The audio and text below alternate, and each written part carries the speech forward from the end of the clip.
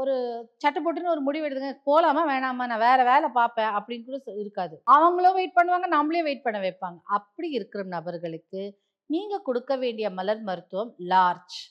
இந்த லார்ஜ் மலர் மருத்துவம் குடுக்கும்போது, அவங்க வந்து ஒரு இழுபறியாக ஒரு முடிவை எடுக்க மாட்டாங்க. யோசிச்சு, நல்ல முடிவ டக்குன்னு எடுப்பாங்க. அத குடுங்க. உங்களுடைய வேலைய சீக்கிரமா, சுலபமா முடிச்சுக்கோங்க. அதற்குன்னு சட்டு போட்டுன்னு யோசிக்காம ஒரு முடிவு எடுக்க வேண்டாம்.